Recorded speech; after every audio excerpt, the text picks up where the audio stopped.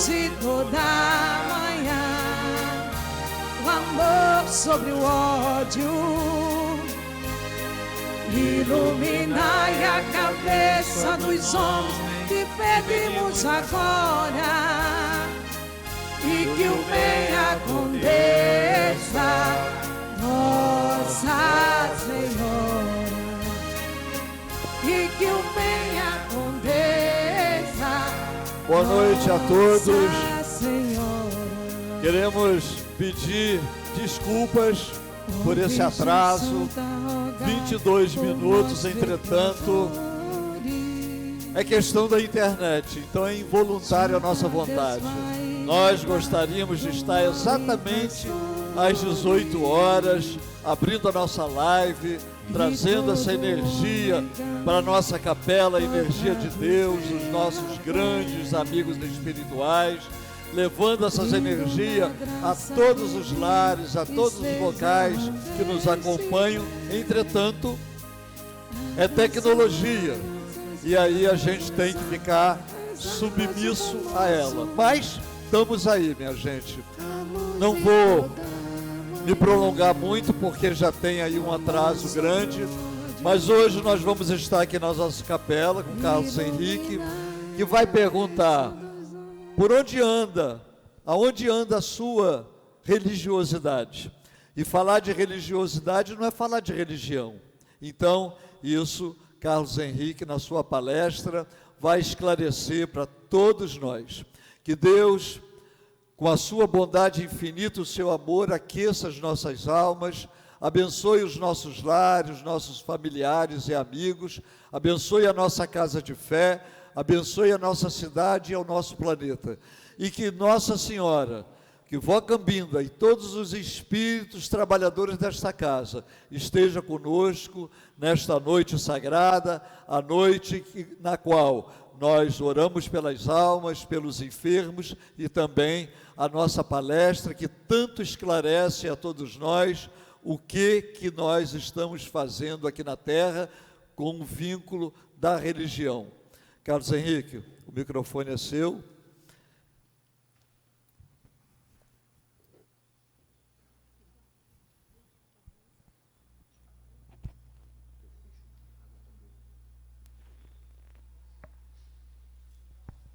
Boa noite a todos. Boa noite. Então, a gente vai falar um pouco sobre como anda a religiosidade de cada um de nós. Eu sempre venho, de algum tempo falando sobre o propósito da Umbanda, dois propósitos da Umbanda, e cabe a todas as religiões esse propósito, que é tornar as pessoas socialmente seguras, religiosamente maduras, espiritualmente conscientes e, assim, completamente lúcidos e responsáveis pela sua própria jornada evolutiva. Então, quando a gente fala de religiosamente maduro, a gente começa a questionar como anda a nossa maturidade em relação à nossa religião e, principalmente, ao nosso entendimento dela perante a nossa religiosidade. Então, quando você sai do contexto da religião, que todas as suas crenças, dogmas e todas as suas liturgias, e cai para o conceito de religiosidade, na realidade você pega tudo isso e interpreta como você se enxerga no mundo e principalmente como você faz dele um mundo melhor para se viver. Então, quando eu pego essas três situações, socialmente seguro, religiosamente maduro e espiritualmente consciente, isso é uma escala que eu chamo de esfera. Se você não estiver socialmente seguro, você não consegue entender e viver uma religiosidade de forma madura. Se você não vive uma religiosidade de forma madura, consequentemente, você vive uma espiritualidade de forma deficiente. Por quê? Porque você vai estar preso em algumas questões que tinham que ser resolvidas lá nas questões pessoais, que você não conseguiu resolver ainda. Consequentemente, essa falta de compreensão faz você interpretar a sua religiosidade de uma forma equivocada. Por quê? Você vai estar preso ainda a questões pessoais. Seja no contexto intrapessoal ou interpessoal. Seja você consigo mesmo ou você com o outro.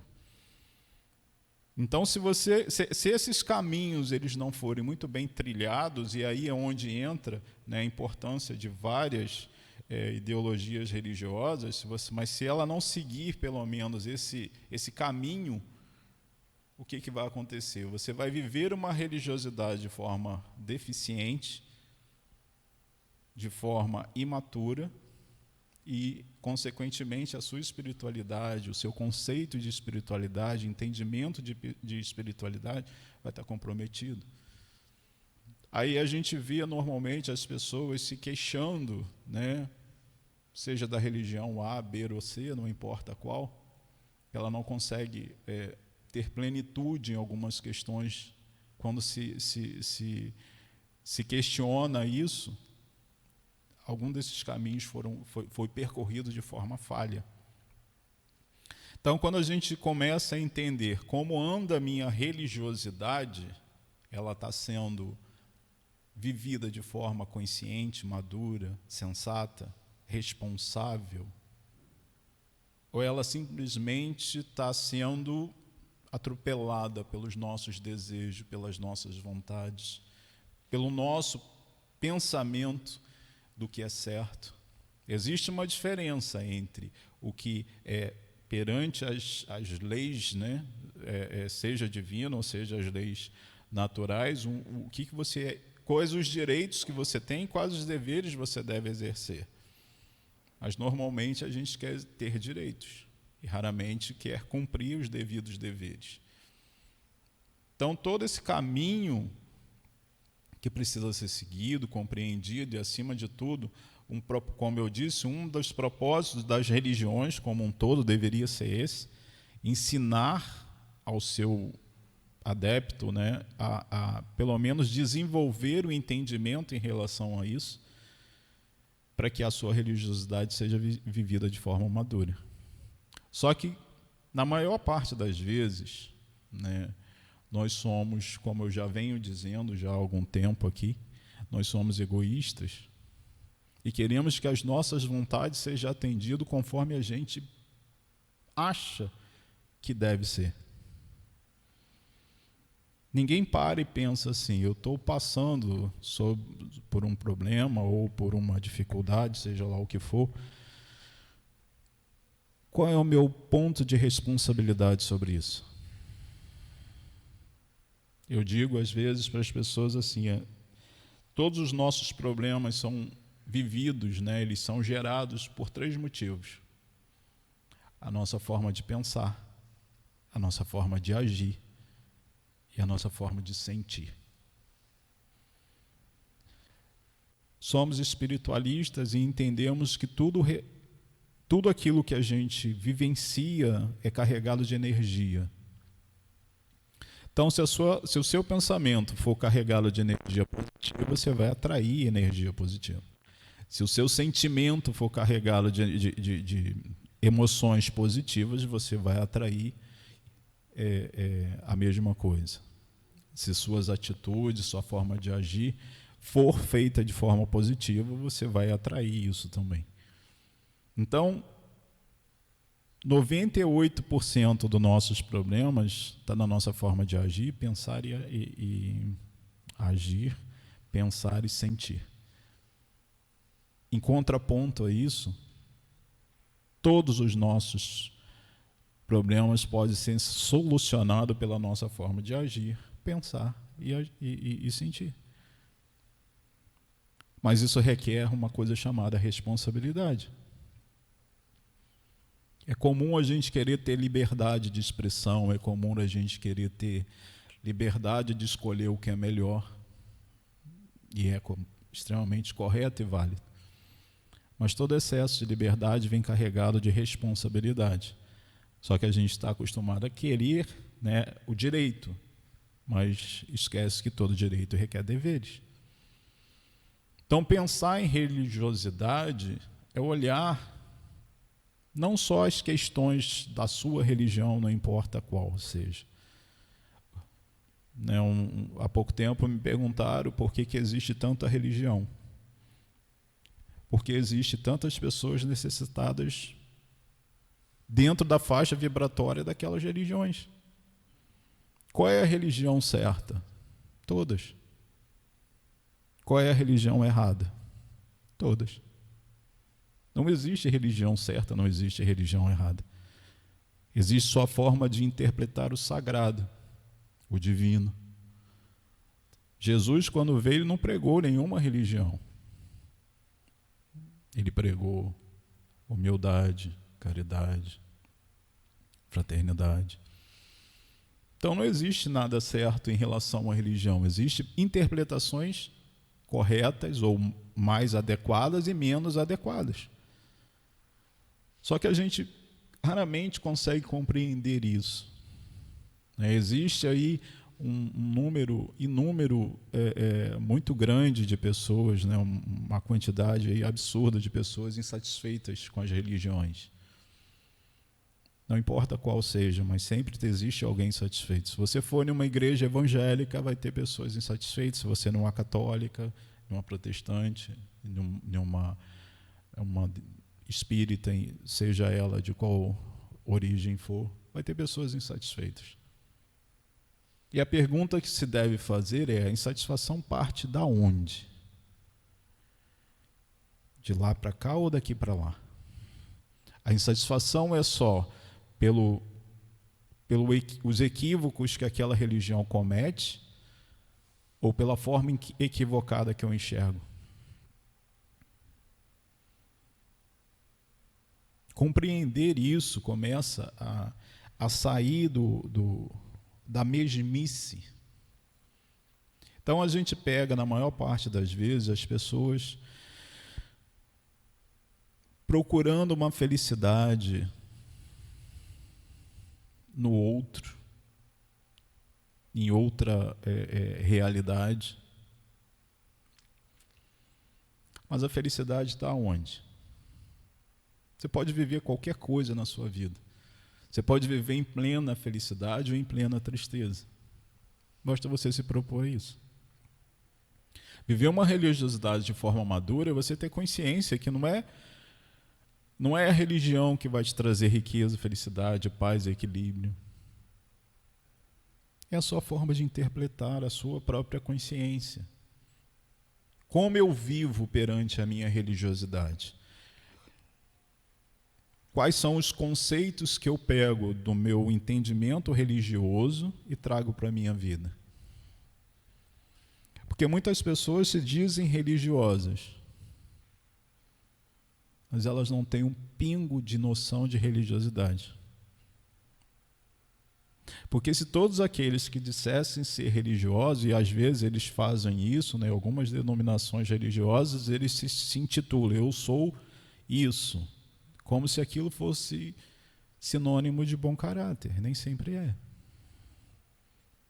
Isso não é só para todas as questões que as pessoas usam, ou que se dizem religiosos, como se aquilo fosse a assinatura de que aquele indivíduo era do bem. Quantas beatas tem nas igrejas aí que desejam mal aos seus próprios familiares? Será que ela compreendeu, né, essa pessoa conseguiu compreender o conceito do que é religiosidade? A gente vê algumas religiões que elas quase que impõem o que é certo. Tem determinadas pessoas que elas, né, se ele for um empresário, ele só contrata a pessoa se for da mesma religião que ele. Ele só quer ter compra se for da mesma religião que ele. Isso tem um senso de irmandade, mas ao mesmo tempo existe um senso de exclusão. Se eu não faço parte daquela religião, eu não vou para o reino dos céus. E se as pessoas dessem conta que não existe reino dos céus, O céu e o inferno está na mente de cada um. As religiões, dentre vários benefícios que ela traz, um dos benefícios é exatamente essa modulação ético, moral e comportamental. Por que isso é um benefício? Porque a pessoa tenta ser o mais correto dentro daquele contexto religioso, com medo. Não é porque ela sabe que aquilo é correto, que ela tem medo de ir para o inferno. Isso serve para nós que somos espiritualistas. Normalmente a gente acha que está praticando o bem, supostamente. Não é porque nós somos pessoas bondosas. A gente tem medo de ir para o famoso umbral. Aí a pergunta que fica no ar é: você faz por uma consciência ou você faz por medo? Será que não houvesse céu ou inferno, as pessoas seriam verdadeiramente boas ou mais? E quando existe, né, um parâmetro de você ser bom ou ser ruim, para você ir para o céu ou para o inferno, supostamente, começa-se a perceber o seguinte: se não houvesse esse parâmetro, como seria? O que seria mais importante? O seu comportamento, as suas atitudes, o seu senso de responsabilidade. Então isso é uma coisa que a gente precisa, né, trabalhar mais. As religiões como um todo precisava incentivar os seus adeptos a refletir. Hoje nós vemos com muita clareza os fanatismos. Fanatismo religioso. Só a minha religião é a boa. Quem não for da minha religião vai queimar no inferno. Quem não for da minha religião não vai entrar para o céu. Quem não for da minha religião não vai fazer, como se a minha religião fosse a correta. Isso cabe a qualquer religião. Existem uns que são um pouco mais fervorosos quando falam sobre isso. Porque esse preconceito, ele é muito vivido, em alguns casos de forma até subentendida. Aí se fala muito em intolerância religiosa. Mas se a gente for parar e pensar em intolerância religiosa, nós somos muitas vezes intolerantes. Só não assumimos. Às vezes não é intolerante religioso com a religião do próximo, e às vezes com a nossa própria religião, independente de qual seja. O evangélico acha que ele está certo e o outro irmão está errado porque não está seguindo, e ele está sendo intolerante. Mas Jesus pregou o quê? Compreensão. Compreenda o outro, se ponha no lugar do outro. Mas a gente não faz isso. Porque fazer isso requer uma coisa muito séria. Reconhecer em si a deficiência que o outro tem. Que a gente não consegue fazer isso. Ninguém olha para o outro, enxerga os defeitos do outro com muita facilidade. Só esquece de perceber que a maior parte do defeito dele está em si. Reconhecer a sua sombra não é a coisa mais fácil que tem. Porque todo mundo quer ser perfeito. Sabendo que perfeição não existe. Perfeição é uma busca constante. Você pode ler o Evangelho de cabeça baixa. Você pode ler a Bíblia de cabeça baixa. Se você não tiver o mínimo de entendimento de que aquilo representa, não só o entendimento, porque para você ler qualquer texto sagrado, seja ele de qual origem for, você precisa no mínimo ter um entendimento hermenêutico do que aquilo representa. no mínimo, ter competência cognitiva para interpretar aquilo. No mínimo, ter senso crítico e ético para praticar aquilo. E o mais importante, ter responsabilidade socioespiritual. Porque as pessoas ou ele enxerga da forma social ou da forma espiritual. Quando você fala em ética espiritual, abrange muita coisa. E a pergunta que fica é: somos éticos em nossa prática religiosa? Somos responsáveis em nossa prática religiosa? E o mais sério, entendemos de fato a nossa religião?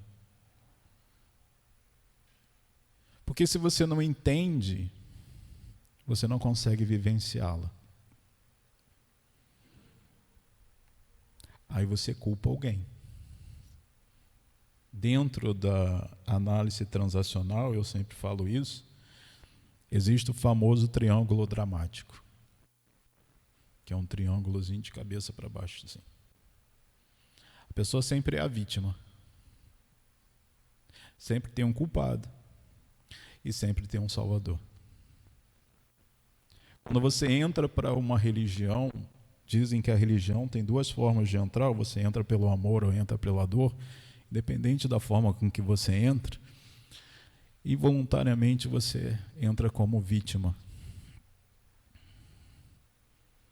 Se é pelo amor, você não entra simplesmente pela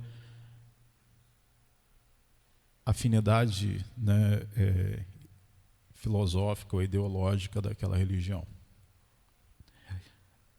Então você entra pela empolgação.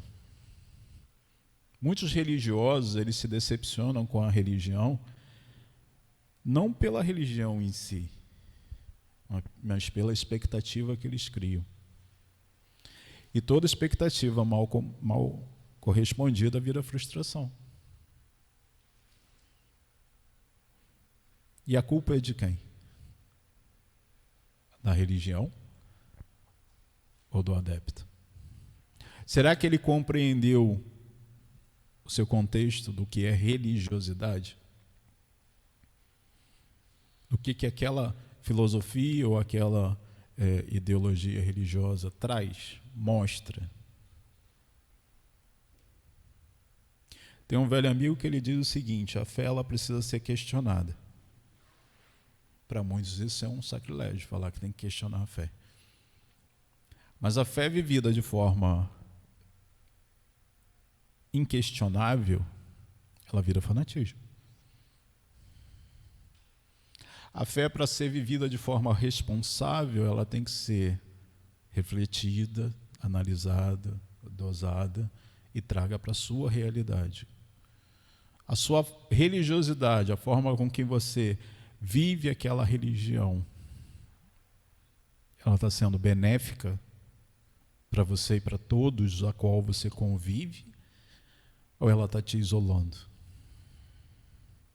Muitas vezes as pessoas entram para determinadas religiões, nós somos, né, de uma religião ainda muito mal interpretada, mal vista, e em alguns momentos recriminada. Mas a pergunta que fica no ar é: será que eu falo como umbandista, então todos os umbandistas têm noção do todo o potencial que a sua religião traz? Será que ele consegue trazer todas esse entendimento para o seu dia a dia? O que a religião Umbanda ensina? Caridade, fraternidade, amor, tudo aquilo que Cristo, em sua vivência, né, ensinou. Mas será que a gente pratica isso de verdade? Hoje a internet é um recurso que ele pode ser maravilhoso em todos os aspectos, porém pode ser complicada em outros se a gente não souber utilizar. Mas hoje, qualquer coisa que acontece no outro lado do mundo, se quem tiver com o celular na mão sabe o que está acontecendo. E aí a gente vê um monte de incoerência religiosa, falando especificamente da Umbanda. Coisas que você olha e fala, foge de um senso. Então, como eu disse, a religião ela tem que ser vivida com todo o senso ético e crítico. Aquilo, a gente vê muita coisa que foge àquela realidade. A pergunta que se fica não é se aquilo é certo ou é errado, mas aquela pessoa tem consciência da sua responsabilidade? Será que ela pratica a sua religiosidade de forma plena?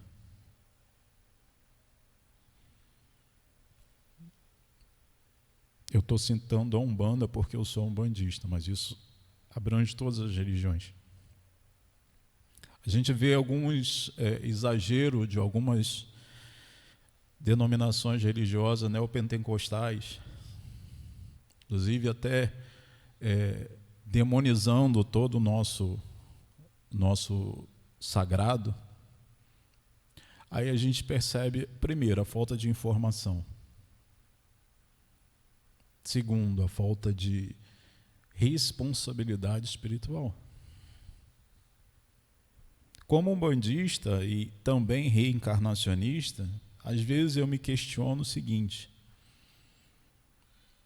se temos noção de vida após morte e que algumas ações que a gente pratica hoje vai ter um peso lá na frente, a pergunta que eu faço é: será que todos nós temos noção de nossas ações?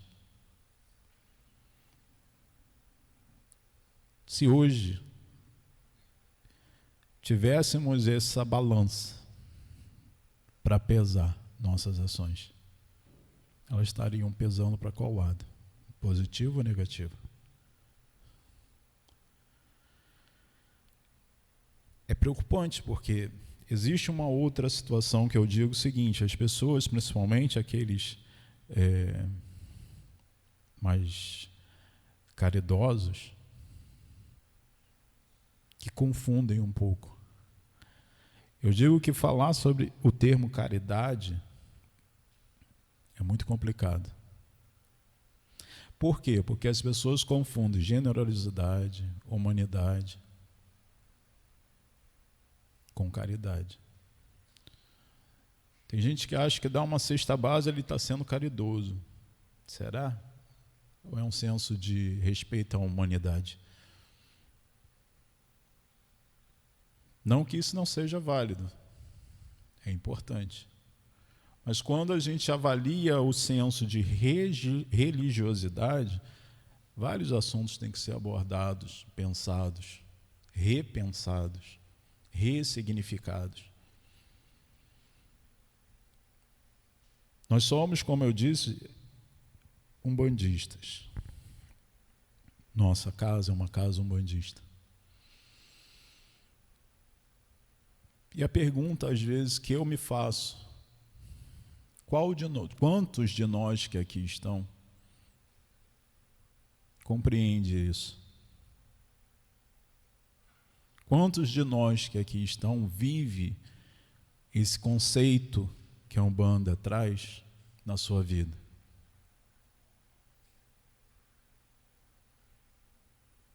Ou será que a gente enxerga, uma grande parte pode enxergar a Umbanda como um balcão de negócio? Eu dou e recebo em troca. E aí onde entra a frustração. Porque eu dou e recebo em troca nunca acontece dessa forma.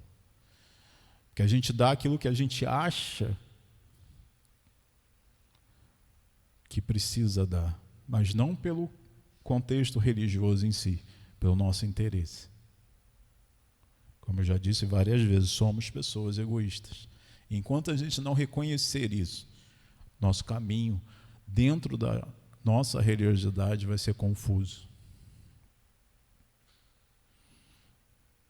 Então a pergunta sempre tem que ser essa: como eu vivo a minha religiosidade? Como eu enxergo isso? Porque se isso não for refletido, se isso não for questionado, se isso não for pesado, dosado, ressignificado, a gente vai estar sempre em busca de um culpado. Tem gente que entra para uma religião, absorve parte de suas ideologias ou filosofias, mas ele não entra para a religião ao ponto de querer se tornar, como eu disse lá no começo, uma pessoa socialmente segura, uma pessoa religiosamente madura, uma pessoa espiritualmente consciente. Ele entra em busca de algo que nem ele sabe. Aqueles que entram na religião, seja ela qual for, pelo amor à religião, em pouco tempo ele se decepciona.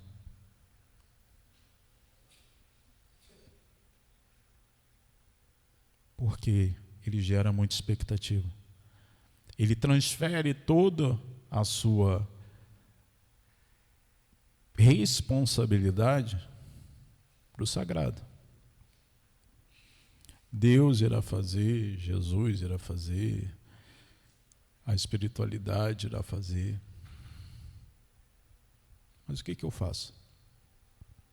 Aonde entra a minha responsabilidade disso tudo? Então, esse conceito de religiosidade madura, consciente, responsável, deveria ser questionado o tempo todo.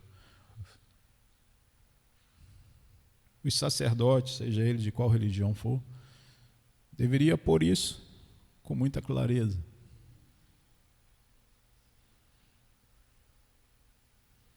Porque aí não existe, não gera frustração. A pessoa vem com toda uma expectativa, sim. Mas divide a responsabilidade. Eu digo que assim, o dedo que aponta a lua não é a lua. Ele só aponta. Mas você tem que ir até lá. A religião aponta o caminho, mas ele não é o caminho. O caminho você que percorre. O caminho você que busca. Mas isso busca com aprimoramento. Em vários aspectos. A gente fala muito em aprimoramento moral. Mas só isso não resolve os problemas. Como eu disse lá no começo, socialmente seguro. Tem pessoa que se importa se o outro está olhando ou não. Tem pessoa que se importa se você é tão irracional em alguns momentos, que se você posta uma foto e aquilo não é curtido, você se sente, porra, ninguém me ama, porque ninguém curtiu. Isso é um extremo, mas acontece. Aí você vê assim, falta de... Socialmente, essa pessoa é segura? Ela é segura de si? Não, se ela não é segura de si, ela não vai ser segura em suas relações.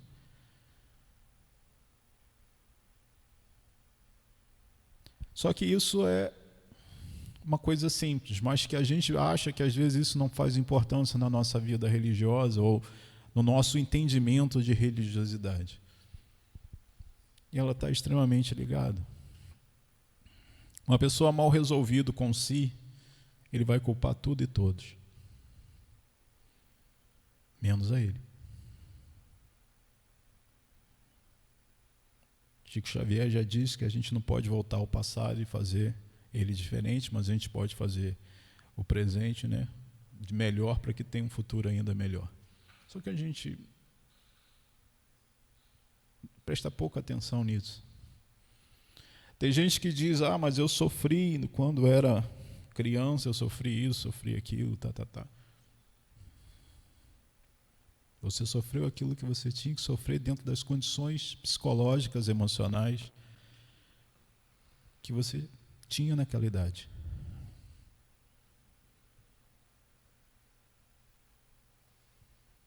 Só que você pode ficar preso àquilo e sofrer o resto da sua vida e continuar arranjando o culpado, ou você pode mudar. Entender que qualquer vivência, seja ela religiosa, pessoal, afetiva, psicológica, foi o momento que você viveu dentro das condições que você tinha para viver. Independente se aquilo foi abusivo ou não. Ser uma pessoa socialmente segura requer ultrapassar o limite da dor. Compreender. Porque enquanto a gente não seguir esse caminho, ser socialmente seguro, a gente não vai conseguir ter uma religiosidade perfeita, madura, entendida. E a gente vai buscar um culpado. Porque a gente vai viver num famoso triângulo dramático. Tem que ter um culpado. E tem que ter um salvador. Às vezes a gente recebe grupos, de novos filhos de santo, que eles entram com uma expectativa. Eu tive a oportunidade de participar junto com banda do último grupo que entrou. E eu estava falando sobre a Umbanda, e a primeira coisa que eu digo é: a Umbanda não presta. Todo mundo ficou olhando. Falei, a Umbanda não presta. Porque se você for uma pessoa que transfere a sua responsabilidade para qualquer religião, religião nenhuma vai prestar.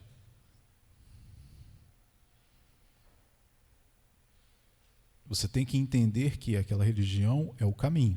Ela está apontando o caminho. Minto, ela não é o caminho, ele é o dedo que aponta. Só que você tem que aprimorar constantemente. E para isso você tem que ter consciência. Primeiro, consciência das suas próprias limitações. Se você tem limitações, você precisa de ajuda. A religião, ela tem como princípio te ajudar a se compreender. Então, ela deveria exercer esse papel. Primeiro que a gente não consegue fazer isso por dois motivos. Primeiro, quando alguém te aponta erro, a primeira coisa que a gente faz é: não, eu não sou assim. Porque a gente não quer reconhecer o erro que a gente tem. Então a gente tem que olhar nossa vida através desses três caminhos. Uma pessoa só consegue transcender em vários aspectos da vida. Existe a teoria da prosperidade em várias outras religiões, e que as pessoas se frustram porque também não conseguem. Mas você só consegue transcender depois que você passa por esse aprimoramento, se tornar socialmente seguro, religiosamente maduro, espiritualmente consciente.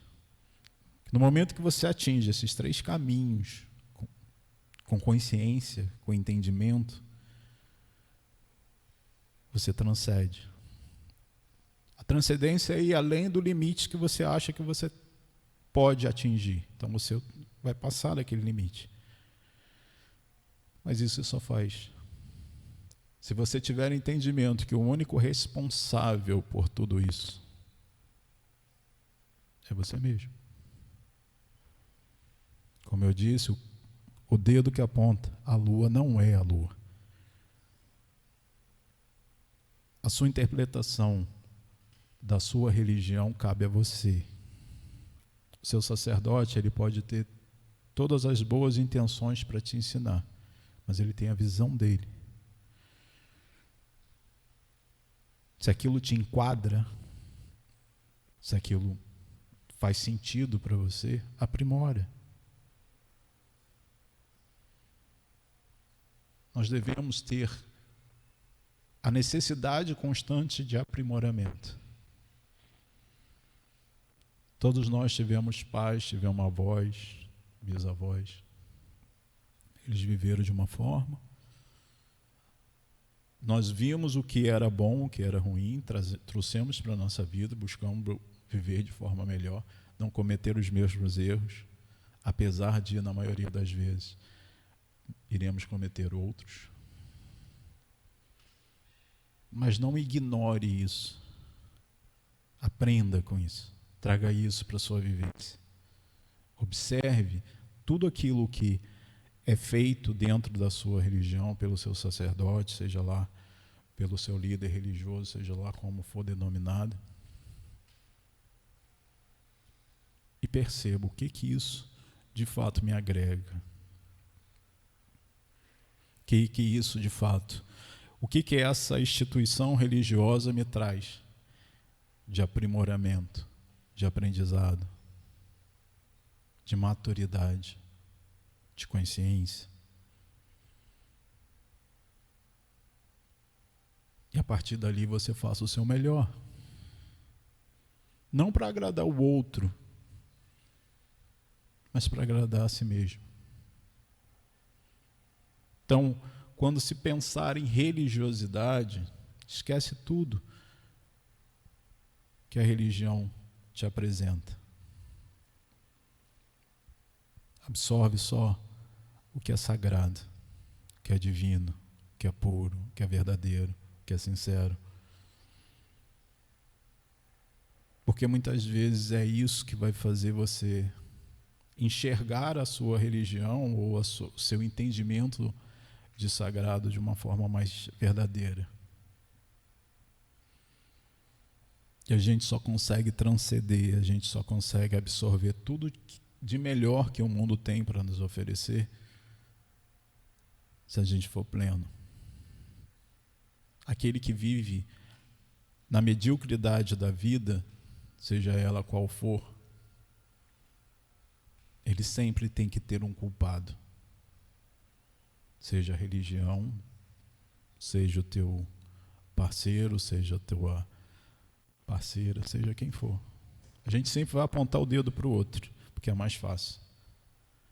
Então, como eu disse lá no começo, para finalizar, todas as religiões deveriam ter como propósito tornar as pessoas socialmente seguras, religiosamente maduras, espiritualmente conscientes, para que assim, a partir daí, elas se tornem totalmente lúcidas e responsáveis pelo seu processo evolutivo. Porque só assim ela vai conseguir atingir a plenitude daquilo que ela busca, seja qual for, de felicidade, de amor, de paz, de equilíbrio, de transcendência. Se assim não for, não se chega. Era isso que eu tinha para dizer hoje. Boa noite.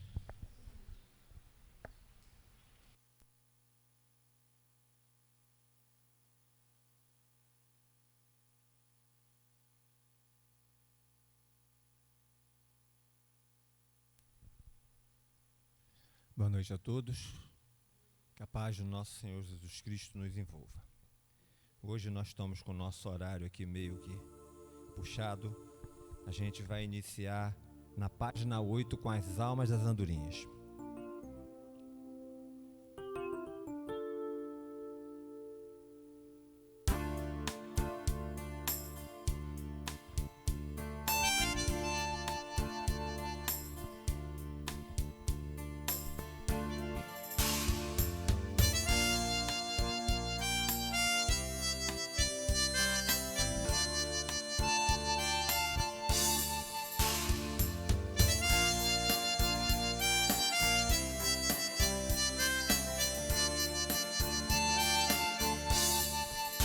Laia, laia, laia, laia, laia.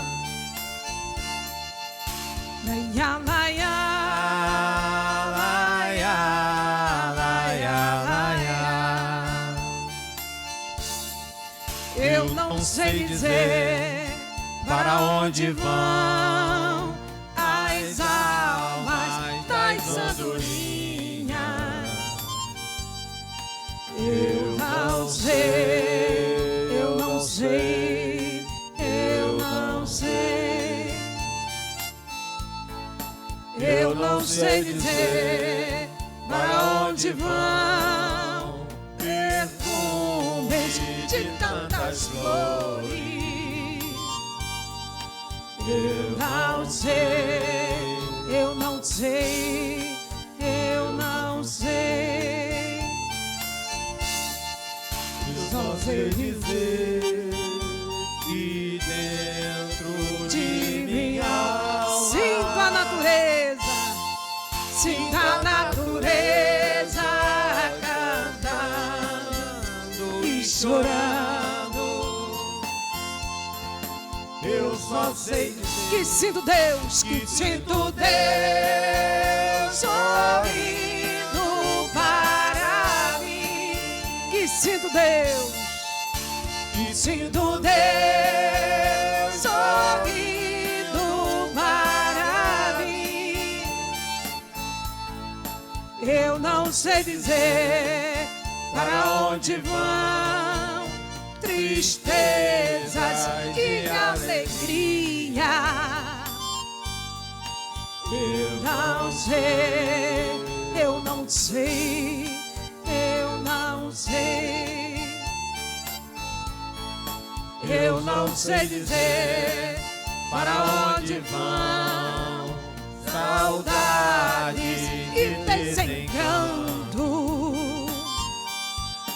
Eu não sei, eu não sei, eu não sei. Eu só sei dizer que dentro de minha alma sinto a natureza, sinto a natureza cantando e chorando. Eu só sei dizer que sinto Deus, que sinto Deus sorrindo para mim. Que sinto Deus, que sinto Deus sorrindo para mim. Laia, laia, laia, laia, laia. Laia, laia, laia, laia, laia.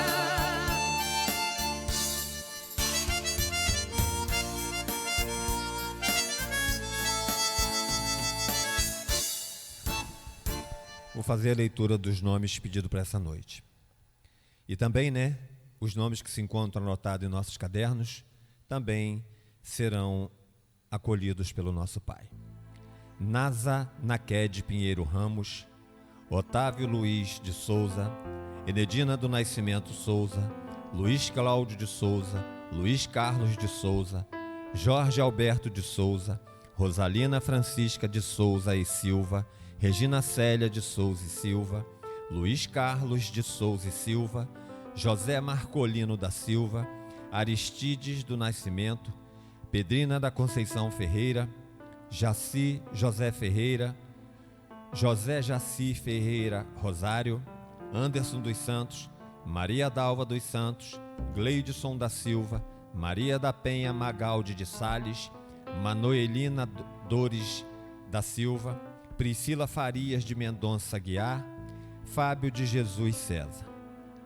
E também, como eu disse, todos os nomes que se encontram anotados em nossos cadernos. Então, meu Pai, aqui estamos mais uma vez, Senhor, reunidos em Teu santo nome, em prol desse singelo trabalho chamado ladainha. Nesse momento, Senhor, buscamos em Ti o amparo para todos esses nomes que foram lidos e todos os nomes que se encontram anotados, que todos, Senhor, possam receber esse lenitivo sagrado que vem de Ti, para o amparo de cada um, meu Pai, no plano espiritual. E também, Senhor, por aqueles que sequer sabemos os nomes que retornam à pátria espiritual, por várias razões. Te peço também, meu Pai, por aqueles que se encontram equivocados de Ti, que se encontram no plano espiritual, movidos pelo desejo de vingança, pelo ódio, que eles possam deixar em Suas mãos toda e qualquer cobrança.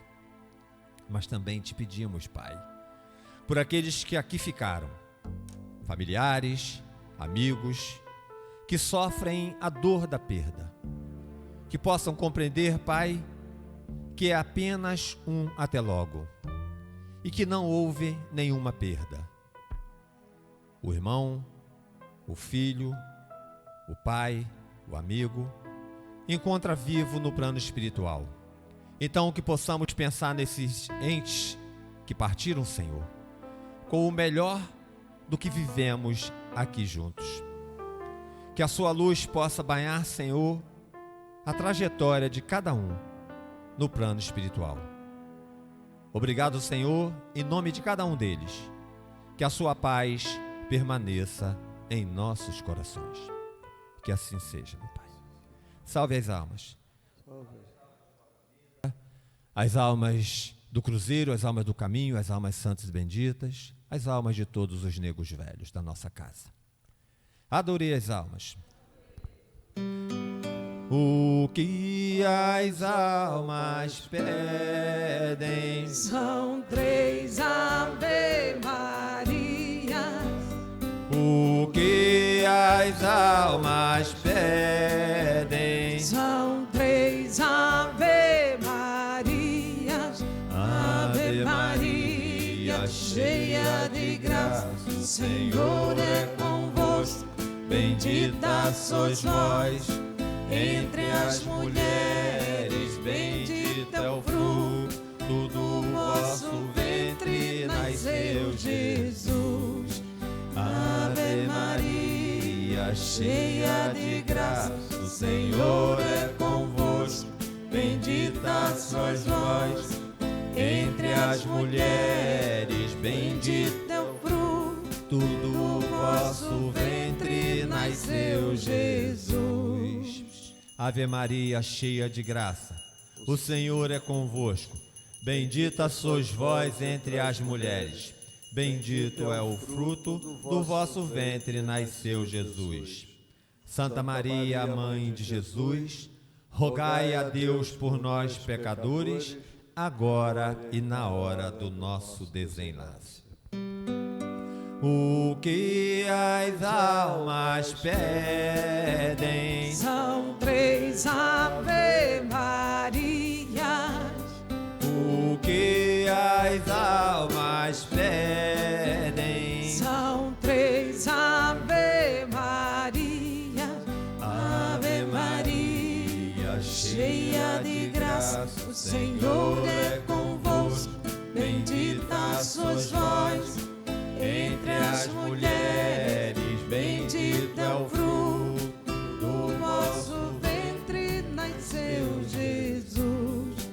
Ave Maria, cheia de graça, o Senhor é convosco. Bendita sois vós entre as mulheres, bendito é o fruto do vosso ventre, nasceu Jesus. Ave Maria, cheia de graça, o Senhor é convosco. Bendita sois vós entre as mulheres, bendito é o fruto do vosso ventre, nasceu Jesus. Santa Maria, Mãe de Jesus, rogai a Deus por nós, pecadores, agora e na hora do nosso desenlace. O que as almas pedem são 3 Ave Maria. O que as almas pedem são 3 Ave Maria. Ave Maria, cheia de graça, o Senhor é convosco. Bendita sois vós entre as mulheres, bendito é o fruto do vosso ventre, nasceu Jesus. Ave Maria, cheia de graça, o Senhor é convosco. Bendita sois vós entre as mulheres, bendito é o fruto do vosso ventre, nasceu Jesus. Ave Maria, cheia de graça, o Senhor é convosco. Bendita sois vós entre as mulheres, bendito é o fruto do vosso ventre, nasceu Jesus. Santa Maria, Mãe de Jesus, rogai a Deus por nós, pecadores, agora e na hora do nosso desenlace. Pai nosso que estás no céu, santificado seja o vosso nome. Venha a nós o vosso reino. Seja feita a vossa vontade, assim na terra como no céu. O pão nosso de cada dia nos dai hoje. Perdoai as nossas dívidas, assim como nós perdoamos aos nossos devedores. Não nos deixeis cair em tentação, mas livrai-nos, Senhor, de todo o mal. Por agora, Senhor, e por todos os dias de nossa caminhada. Que assim seja. Página 1, Pai Nosso.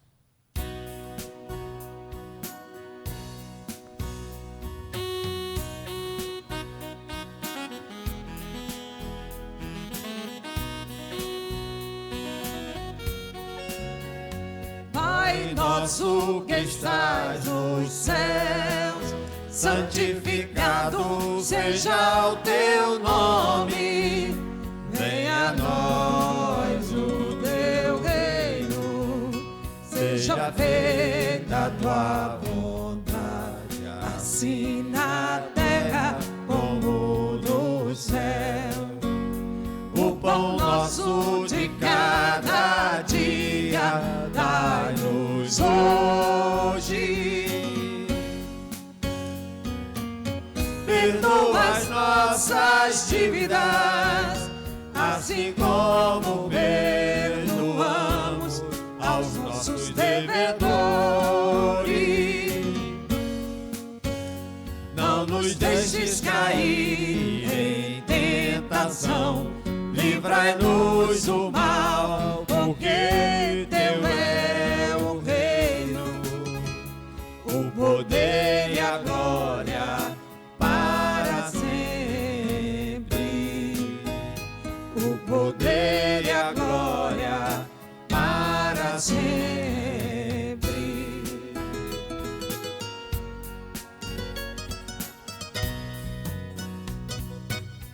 Página 6, obrigado, Senhor. A nossa oração cantada.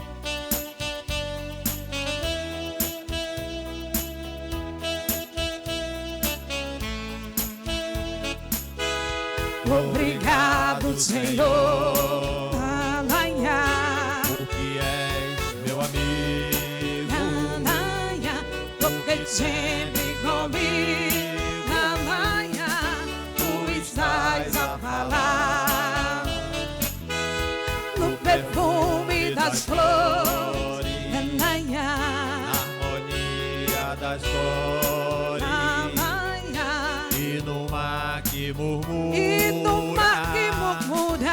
o teu nome a rezar, escondido tu estás, escondido tu estás, escondido tu estás, no verde das florestas, no verde das florestas, nas aves em festa, nas aves em festa, e no sol a brilhar, e no sol a brilhar, nas sombras que abrigam, nas sombras que abrigam, na brisa amiga, na brisa amiga, na fonte que corre, na fonte que corre, ligeira a cantar. te agradeço ainda,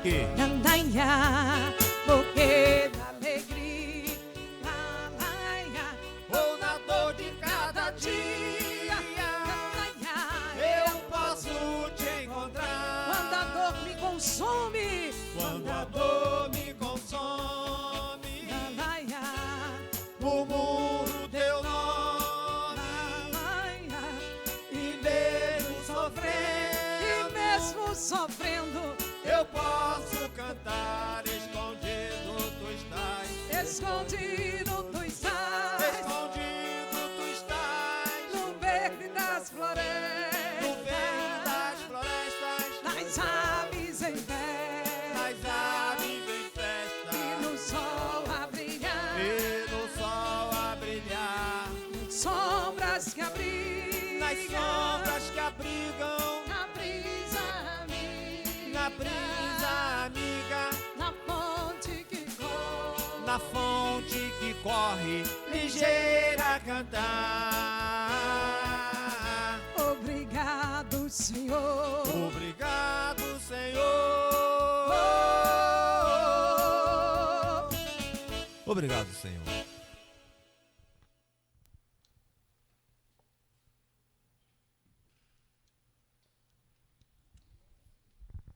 Boa noite a todos, que Jesus nos abençoe. Na China milenar, nós temos conhecimento de um trabalho que se executa por lá, que produz muitos recursos para a própria China e também extremamente valioso para aquelas pessoas que têm condições financeiras e acabam por colecionar.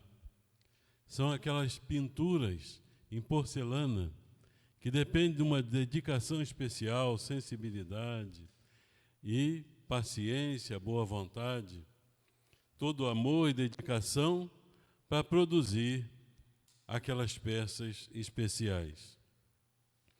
Então, aqui no Brasil, nós temos pessoas abastadas que mantêm em coleção essas porcelanas. Também, lá na própria China, algumas pessoas procuram e cultuam essas pinturas maravilhosas, especialmente aquelas mais antigas, já que é uma cultura milenar. Então havia um príncipe que ele possuía uma coleção de pratos maravilhosa, bem antiga, e era mais ou menos na quantidade de 12 pratos. E ele cuidava com todo carinho, com toda dedicação, com toda preocupação também, até que certo dia um zelador, cuidando ali da sua casa ou do seu palácio, distraidamente quebrou um dos pratos. E foi um choque para o príncipe, que de imediato, tomando conhecimento, decretou a pena de morte para aquele pobre infeliz. E naturalmente que esse fato correu toda a China, todos tomaram conhecimento, e às vésperas de acontecer a execução, um velho sábio apareceu na presença do príncipe e fez um pedido. Senhor, eu posso colocar de novo todos os seus pratos em harmonia, mas eu gostaria de fazer isso se o Senhor liberasse o seu servo da pena de morte. E o príncipe ficou muito contente com aquela situação, com aquela possibilidade, reuniu a corte e autorizou. Daria liberdade ao seu servo, caso verdadeiramente o sábio conseguisse. Então o sábio pediu a ele que colocasse uma mesa com uma toalha de linho branco bordada e sobre a mesa colocasse os pratos inteiros e no chão, em torno da mesa, colocasse aquele prato que havia quebrado. Todos ali em torno, ele aproximou-se numa postura solene e de um só impulso pegou da toalha e puxando, derrubou todos os pratos no chão. Calmamente, todos eles se quebraram. Ele olhou para o príncipe e falou: conforme eu prometi, todos os pratos agora estão iguais. Eu sou um homem velho e coloquei a minha vida em sacrifício, porque a partir de agora, se o senhor quiser me matar, o senhor pode fazer isso. Mas eu coloquei a minha vida em sacrifício porque eu sei que vou evitar pelo menos 12 mortes. Porque a cada prato desse que quebrar mais adiante, será uma morte decretada. Então, eu me dispus a agir dessa forma, com esse propósito, porque podemos perceber que se valoriza muito mais a esses objetos que são realmente valiosos do que as vidas. Então, o príncipe, chocado, mas arrependido pela sua posição, compreendeu a mensagem do sábio, liberou o sábio e liberou o seu zelador. Então, meus irmãos, até os tempos atuais, nós percebemos que ainda se valoriza muito mais a coisas, a objetos, do que a própria vida. Nós tivemos a pena de morte aqui no Brasil há muito tempo excluída das nossas leis. Por coincidência, a última pena de morte executada no Brasil foi aqui em Macaé, ali onde é hoje o Colégio Estadual Luiz Ride, que era de Mota Coqueiro, que foi acusado e, segundo diz, injustamente condenado e enforcado aqui em Macaé. Então nós percebemos que até nos tempos atuais, com todo o avanço, já que a espiritualidade nos informa que estamos às portas do mundo de regeneração, onde sairemos desse estágio onde ainda prevalece o mal, para que um estágio onde o bem prevaleça. Segundo os bons espíritos, por volta do meado do século, já estaremos sentindo aqui na Terra os efeitos de um mundo regenerado. Mas ainda continuamos a ver pessoas que admitem a volta da pena de morte, que aprova quando acontece uma carnificina, porque eram bandidos, eram isso, eram aquilo, esquecendo-se que nós estamos em marcha, somos espíritos em marcha, estamos reencarnando e que no passado nós já vivemos a nossa experiência e possivelmente cometemos também crimes, já que estamos evoluindo e que ontem éramos piores do que hoje, anteontem pior do que ontem e assim sucessivamente, nas reencarnações mais recuadas, talvez tivéssemos sido criminosos. E Deus bondosamente nos oferece a oportunidade do recomeço, assim como esses irmãos estão recomeçando, estão marchando para a evolução. Podemos parar para pensar, mas ali no meado do século, nós já estamos em 2021, segundo os bons espíritos, lá por volta de 2047. Então, 26 anos, quase a minha idade, mais ou menos, diferença só de 40, mas é quase. Então, daqui a 26 anos, já poderemos estar sentindo esses efeitos. E aí, nós pensamos, mas ainda pensamos desta forma, ainda existem pessoas que pensam desta forma. Como é que isso vai se dar? É de uma forma abrupta? Não.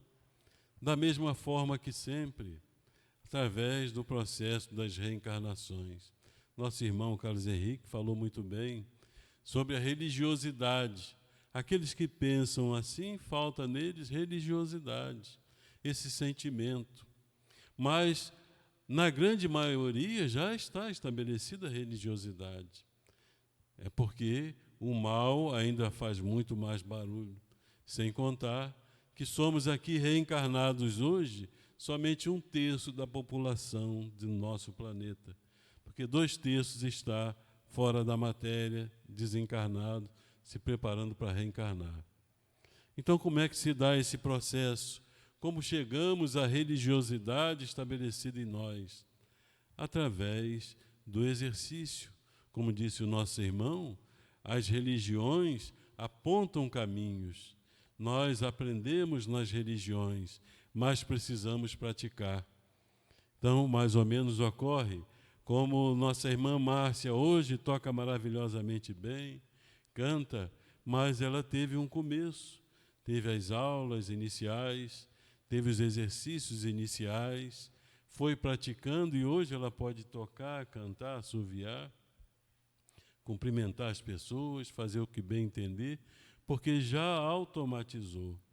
Se eu for começar hoje, eu vou ter muita dificuldade, vou olhar para o teclado, vou olhar para a partitura e vou levar muitos anos que nessa reencarnação não daria mais tempo. Mas, no futuro, quem sabe, na próxima reencarnação. Mas existem aqueles que exercitam tanto, que numa outra reencarnação já nascem sabendo, já nascem consciente, automatizaram. Estamos aprendendo hoje aqui no Xangô Menino, como nas casas religiosas, nas instituições, aprendendo porque traz os ensinamentos do Mestre Jesus, traz os ensinamentos dos Espíritos, e nós vamos aprendendo, mas precisamos colocar em prática no dia a dia.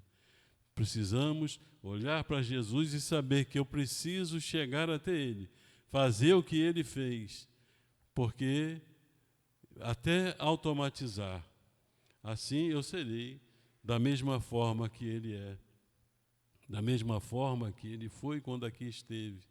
E vamos continuar evoluindo, como muitos irmãos já têm demonstrado isso através das muitas reencarnações.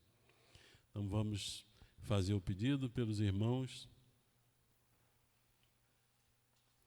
lembrando sempre que os nomes que foram citados nas outras semanas permanecem anotados nos nossos livros, cadernos, guardados na sala de tratamento para o encaminhamento, para a ajuda espiritual.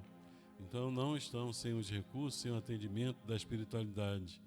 Mas aqueles que se encontram em seus lares ou nos hospitais, aqueles que se encontram enfermos, que têm condições de mentalizar, de fazer suas preces, pedindo a presença divina, certamente não faltará os recursos, não somente os benfeitores que nos assistem nesta casa, mas também os benfeitores que estão por aí, justamente para atender às necessidades dos irmãos que nos encontramos aqui às voltas com as lutas, com a dificuldade, sejam físicas ou espirituais. Paula Rubens Nalauski Mibiele, Manuel Soares Neto, Carlos Augusto de Lima Oliveira, Ângela Maria dos Santos Teixeira, Ana Paula Chagas de Souza, Zenilda Chagas, Paulo Eduardo Henrique de Souza, Janaína Cláudia Ferreira Ornes da Rosa Alves de Oliveira, Marcos Vinícius Alves de Oliveira Ornes, Janaína Amorim, Hilda Ramalho Pinto, Heloísa Helena Ramalho Borba, Terezinha Nunes Brochado, Ian Carvalho Toro, Carolina Duncan Quintanilha Toro, Ágape Duncan Toro, Victor Duncan Quintanilha, Márcia Duncan Lima Quintanilha, Gerson Mendes Biscoto, Rita Rodrigues Mendes, Noelle Castor Trajano, José Felipe Santos Garcia, Tayana Santos Garcia, Cidiomar Santos Velasco. Então vamos fazer a oração a Bezerra de Menezes, mentalizando esses irmãos, pedindo aos benfeitores que possam interceder em favor de todos. Nós te rogamos, Pai de infinita bondade e justiça, as graças de Jesus Cristo, através de Bezerra de Menezes e sua legião de companheiros. Que eles nos assistam, Senhor, consolando os aflitos, curando aqueles que se tornem merecedores, confortando aqueles que tiverem suas provas e expiações a passar, esclarecendo aos que desejarem conhecer e assistindo a todos quantos apelam ao teu infinito amor. Jesus, divino portador da graça e da verdade, estende tuas mãos dadivosas em socorro daqueles que te reconhecem, o despenseiro fiel e prudente. Faze o divino modelo, através de tuas legiões consoladoras, de teus santos espíritos, a fim de que a fé se eleve, a esperança aumente, a bondade se expanda e o amor triunfe sobre todas as coisas. Bezerra de Menezes, apóstolo do bem e da paz, amigo dos humildes e dos enfermos, movimenta as tuas falanges amigas em benefício daqueles que sofrem, sejam males físicos ou espirituais. Santos Espíritos, dignos obreiros do Senhor, derramai as graças e as curas sobre a humanidade sofredora, a fim de que as criaturas se tornem amigas da paz e do conhecimento, da harmonia e do perdão, semeando pelo mundo os divinos exemplos de Jesus Cristo. Elevamos, Senhor, o nosso pensamento, buscando a sintonia convosco, com os vossos mensageiros, para rogarmos por todos os enfermos, aqueles que nos pedem, Senhor, o auxílio espiritual, que possam os benfeitores que nos ouvem nesse instante atuar em benefício de todos esses cujos nomes foram citados, aqueles irmãos que se encontram em seus lares, enfermos do corpo e da alma, por aqueles que se encontram internados, atravessando momentos difíceis, problemas de toda sorte, de toda ordem. Afastai, Senhor, também as influências nocivas e infelizes, que os bons espíritos encaminhem a esses irmãos sofredores que ainda carecem de esclarecimento. Afastai todo mau pensamento e toda influência nociva. Que a vossa luz se faça, Pai, que nos envolva, que se estenda por toda a humanidade, abençoando a cada coração necessitado. Nesse instante, Senhor, de oração, buscamos o contato convosco, para rogarmos o apoio espiritual nesta hora solene, pedindo aos bons espíritos que atuem através das mãos mediúnicas, favorecendo a essas águas que se estão postas para a fluidificação. Permita que os amigos espirituais, extraindo as forças dos elementos da natureza, possam prevalecer-se das mãos mediúnicas para jorrar em profusão sobre essas águas e as águas em seus lares toda a força necessária, o remédio transformado para a cura daqueles que se encontram enfermos, se for essa a vossa vontade. Permita, Jesus, paz, harmonia, o equilíbrio necessário para todos nós, afastando de nós todo mal.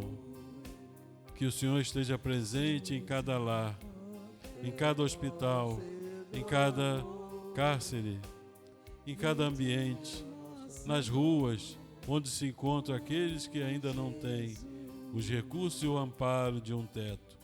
Que o Senhor esteja sempre presente, Senhor, nos abençoando, nos fortalecendo e nos ajudando em nossa caminhada a vencermos as nossas imperfeições. Que assim seja. Bezerra de Menezes, servo do Senhor, apóstolo do bem, a luz iluminar, celeste mentor, em paz e de amor, águas fluidificar. E aqui, minha gente, finalizamos a nossa live de hoje, agradecendo a Deus e a todos os nossos amigos espirituais que aqui nos assistem, pelas suas presenças benditas entre nós e em seus lares. e em todos os locais nos quais os nossos pensamentos puderam ir, levando o nosso desejo de amor, de paz, de saúde, de recuperação a toda a humanidade. Hoje foi um dia atípico no qual tivemos problemas com a internet, não só no início, tivemos um atraso aí de 23 minutos, e também durante a live houve oscilação na plataforma, mas ela está gravada e as pessoas que quiserem podem assistir a partir do final da live, ou então amanhã, o dia que quiserem. E mais uma vez, falar da importância do tema de hoje, no qual o Carlos Henrique colocou, a questão da religião e da religiosidade. E para a Umbanda, eu acho que esse tema, ele merece até uma live especial. Por quê?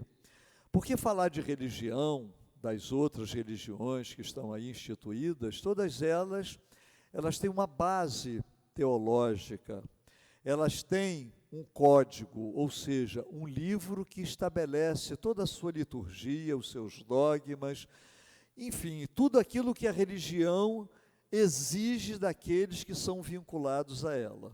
Entretanto, a Umbanda, ela não tem esse código, ela não tem esse livro, ela não tem uma doutrina única. Cada casa exerce a Umbanda de uma forma diferente da outra. Até as casas que são filiadas às nossas, elas têm algumas peculiaridades, porque elas acabam adotando dentro da sua ritualística algo que é do conhecimento, ou algo que nasce daquilo que é a religiosidade do seu dirigente. Então, minha gente, para que nossa casa possa ter uma direção única e os seus adeptos, seus filhos de santo e filhas de santo possam se conduzir na sua religiosidade, nós estamos montando 2 documentos. Um que faz parte da vertente das religiões de matriz africana, que é o candomblé, no qual nós estamos colocando como candomblé divinizado, diferente do candomblé, o qual existe aqui no Brasil. E a Umbanda, essa Umbanda que a gente já fala há algum tempo, a Umbanda cristianizada. Então, tudo isso está sendo definido, né, em perguntas nos quais nós colocamos quando nos reunimos e chegamos a algumas definições. E esses documentos, eles servirão de norte para a religião, a Umbanda cristianizada da nossa casa e o candomblé divinizado. E a partir daí, cada um desenvolve a sua religiosidade. Porque religiosidade é algo do interior de cada um. É como ela professa a religião. Entretanto, ela tem um rumo a cumprir, ela tem uma norma a cumprir. Essas normas que são estabelecidas através da codificação daquela religião.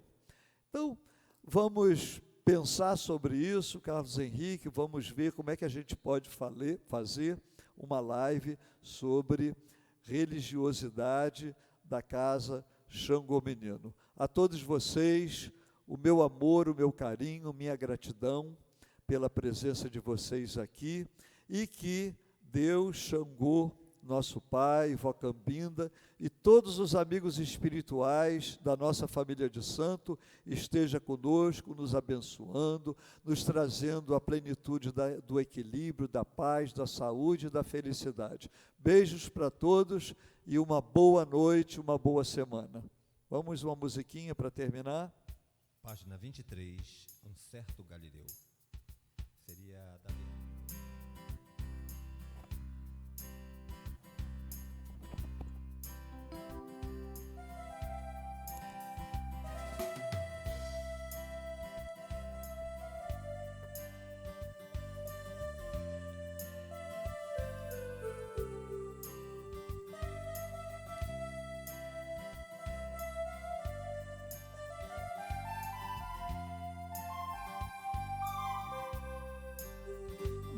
certo dia, na beira-mar, apareceu um jovem galileu. Ninguém podia